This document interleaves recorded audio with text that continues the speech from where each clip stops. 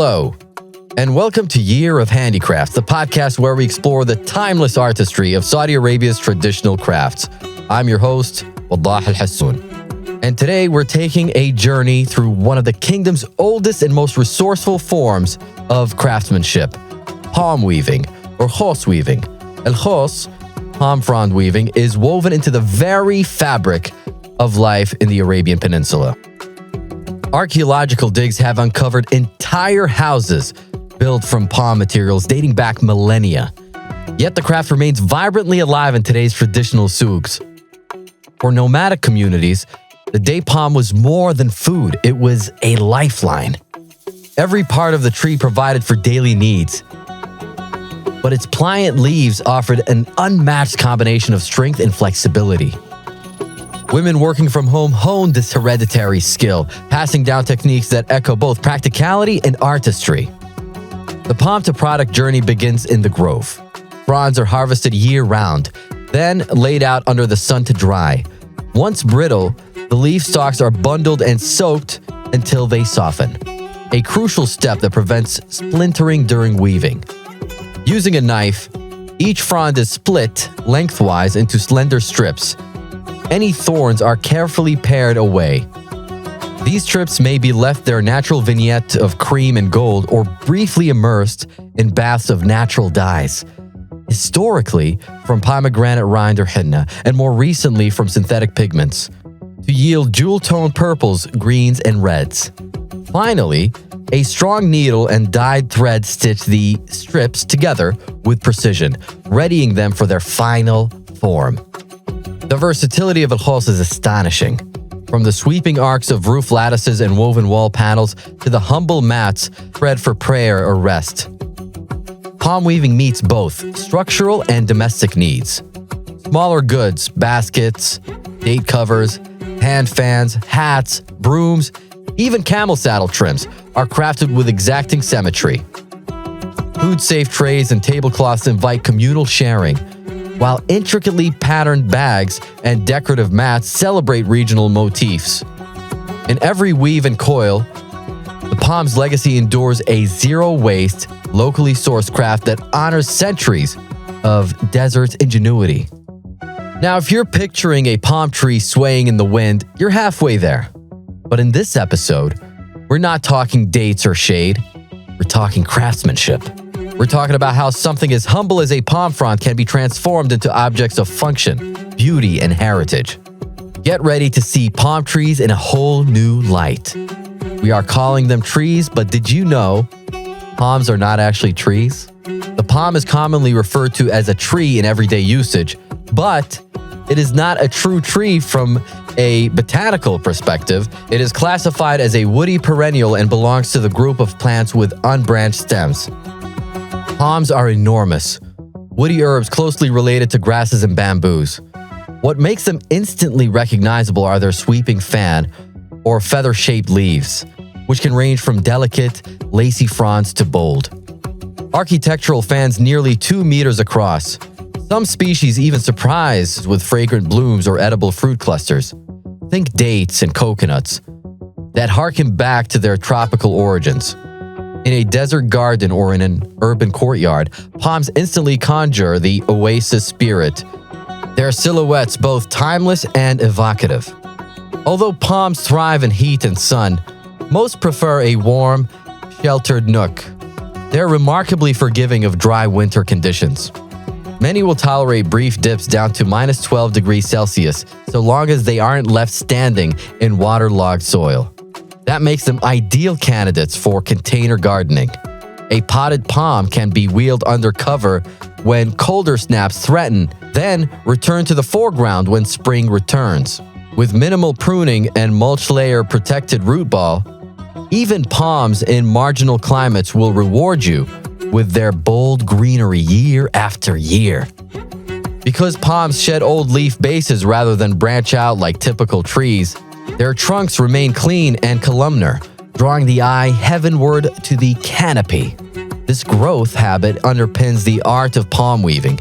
Every new frond emerges in a regular spiral, ready to be harvested, dried, soaked, and split into the supple safif strips at the heart of traditional El Khos craftsmanship.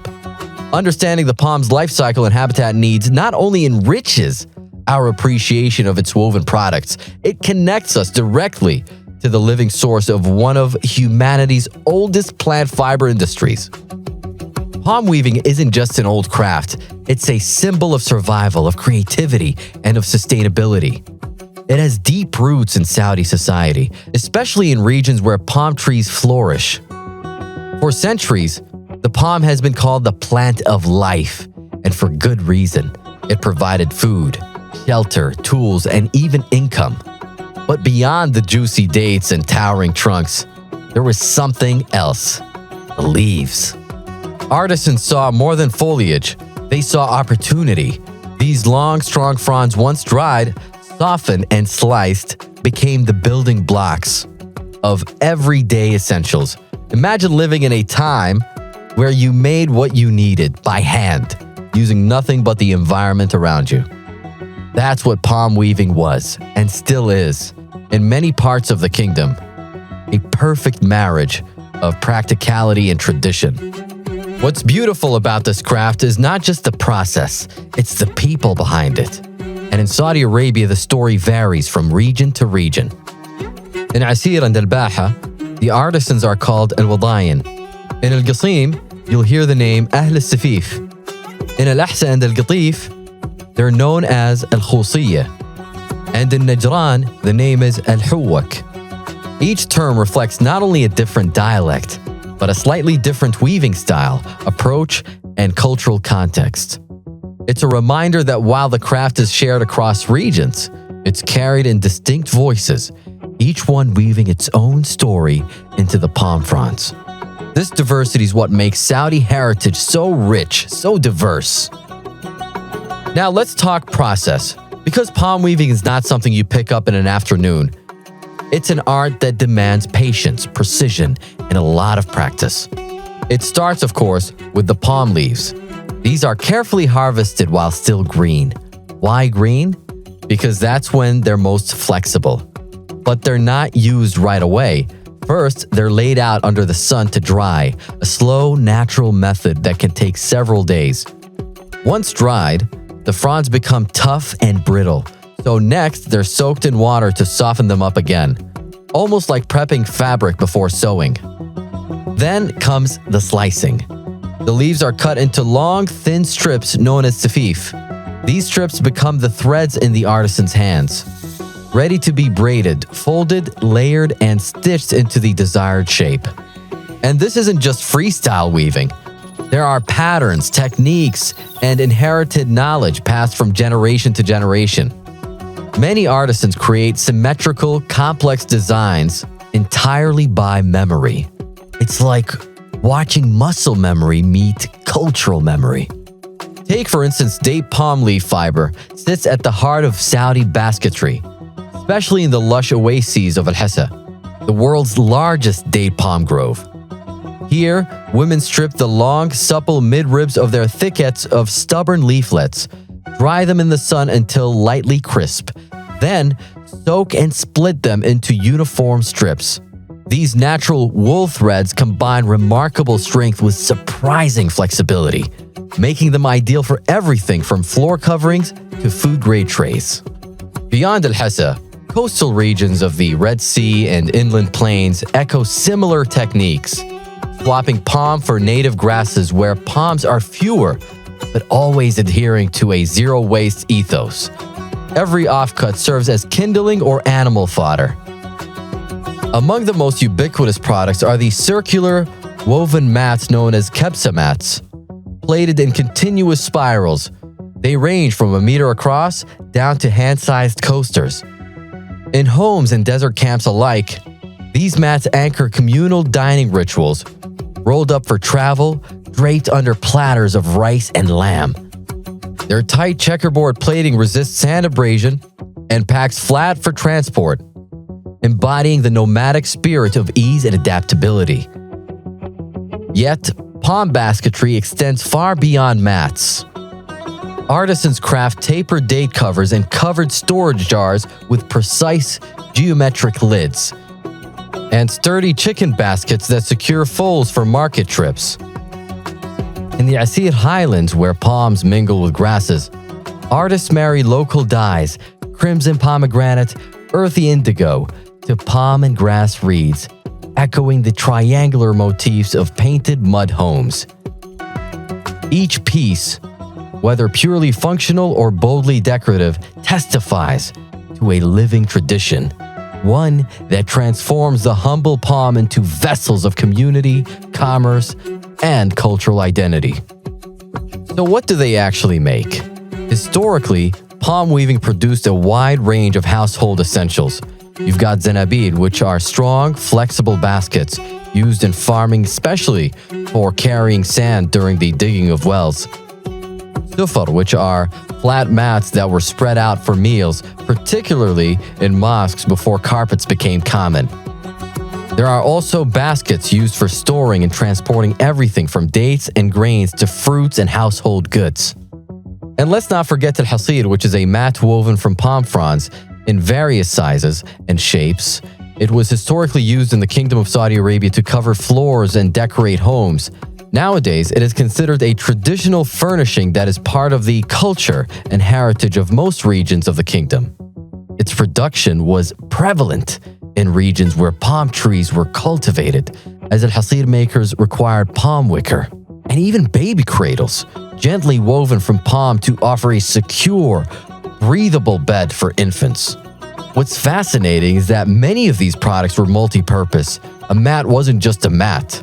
It could be rolled up and carried, turned into a partition, or even used to wrap items for storage. Today, some of these items have found new life. They're now used decoratively, hung on walls, displayed in living rooms, or reimagined into contemporary art pieces. You'll even find palm-weaved accents in boutique hotels, cafes, and high-end home designs across the kingdom. But of course, like many traditional crafts, palm weaving faces some real challenges. Mass production, synthetic materials, and a fast-paced lifestyle have made handmade items less essential, and in some cases, less appreciated. The number of master weavers is shrinking, and the younger generation isn't always eager to take up the craft. But here's the silver lining. Revival is in motion. Across Saudi Arabia, cultural festivals, heritage markets, and vocational training programs are bringing new energy into this ancient art. Some initiatives are even combining palm weaving with modern product design. Think tote bags, lampshades, and fashion accessories made from woven palm. There's a growing awareness, too, of the importance of sustainability. And what better symbol for that than a 100% natural, handcrafted item made from a tree that grows right in your backyard? The future of palm weaving may look different, but it's far from over. Palm weaving is more than a craft. It's a story, a way of life, a reminder of how our ancestors lived in harmony with the land and how they turned simplicity into sophistication. Behind each weave, there's a rhythm, a culture, a heritage that continues to live, one frond at a time. Thank you for joining me today on Year of Handicrafts. We'll be back soon with another craft, another region, and another journey through Saudi Arabia's living heritage. The sound of Arabia.